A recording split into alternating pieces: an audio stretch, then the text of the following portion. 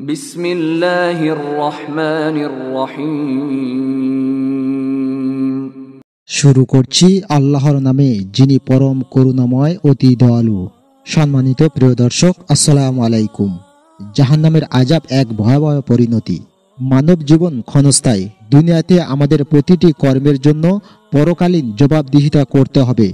যারা আল্লাহর নির্দেশ অমান্য করে, পাপাচারে লিপ্ত হয়, তারা কঠিন শাস্তির সম্মুখীন হতে হবে। জাহান্নাম, যা আল্লাহ অবাধ্য ও গুনাহগারদের জন্য প্রস্তুত করেছেন, তার শাস্তি এতটাই ভয়ঙ্কর যে পৃথিবীর কোনো যন্ত্রণা তার তুলনায় কিছুই নয়। কোরআন ও হাদিসে জাহান্নামের আযাবের ভয়াবহ বিবরণ দেওয়া হয়েছে, যা মুমিনের হৃদয়ে ভীতি সঞ্চয় করে এবং তাকে সৎপথে চলার জন্য উদ্বুদ্ধ করে।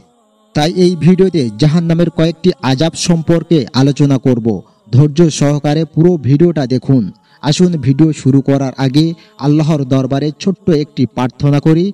হে আল্লাহ, আমাদের প্রত্যেকের গুনাহ থেকে বেঁচে থাকার তৌফিক দিন ও সেই সাথে যে কাজ করলে জান্নাত পাবো সেই কাজ বেশি বেশি করার তৌফিক দিন, আমিন। প্রিয় ভাইয়েরা, ভিডিওটি দেখার পর সবাইকে শেয়ার করে জানার সুযোগ করে দিন। আসুন আমরা মূল ভিডিও শুরু করি। প্রজ্বলিত আগুনের কঠিন শাস্তি। জাহান্নামের আগুন দুনিয়ার আগুনের চেয়েও 70 গুণ বেশি উত্তপ্ত। এই আগুনের শিখা এতটাই ভয়ঙ্কর যে একবার তাতে নিক্ষিপ্ত হলে চামড়া পুড়ে ছাই হয়ে যাবে।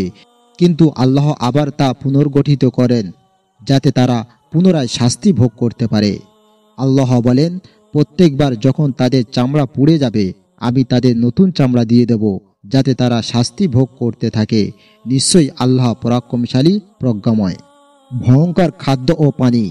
জাহান্নামবাসীদের জন্য থাকবে ভয়াবহ খাদ্য, যেমন জাকুম গাছের ফল, যা তাদের গরম তেলের মতো গলিত করবে, এবং উপকৃত পানি, গলিত তামা ও ফুটন্ত পানি, যা তাদের নাড়িভুঁড়ি টুকরো টুকরো করে ফেলবে। আল্লাহ বলেন, তাদের জন্য নেই কোনো খাদ্য, শুধুমাত্র পচা ক্ষত বরণ। জাহান্নামের গভীরতা। জাহান্নামের গভীরতা এতটাই বেশি যে একটি পাথর সেখানে নিক্ষেপ করা হলে তা তলানিতে পৌঁছাতে 70 বছর সময় লাগবে। তিরমিজি হাদিস 2577।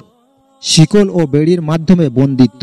জাহান্নামবাসীদের হাত পা শিকলে বেঁধে টেনে নেওয়া হবে, তাদের গলায় লোহার শিকল পরানো হবে এবং তারা গনগনে আগুনের মধ্যে টেনে নিয়ে যাওয়া হবে। দুঃখ, অনুশোচনা ও দোয়া কবুল না হওয়া। জাহান্নামে প্রবেশের পর মানুষ অনুশোচনা করবে, ক্ষমা চাইবে, কিন্তু তখন আর কোনো প্রার্থনা গ্রহণ করা হবে না। তারা চিৎকার করে বলবে, হে আমাদের প্রতিপালক, আমাদেরকে পুনরায় দুনিয়ায় পাঠাও, আমরা ভালো কাজ করব। কিন্তু উত্তর আসবে, এটা কখনোই হবে না। প্রিয় দর্শক, এতক্ষণ শুনলেন জাহান্নামের আযাব সম্পর্কে কিছু আলোচনা। আশা করছি জাহান্নামের আযাব সম্পর্কে কিছুটা হলেও আপনারা বুঝতে পেরেছেন। তাই দুনিয়াতে যে কটা দিন বেঁচে থাকবো, যতটা পারবো গুনাহ থেকে বেঁচে থাকবো, আর যে কাজ করলে জান্নাত পাবো সেই সব কাজ বেশি বেশি করার চেষ্টা করব। হে আল্লাহ, আমাদের প্রত্যেকের জান্নাত নসিব করুন, আমিন।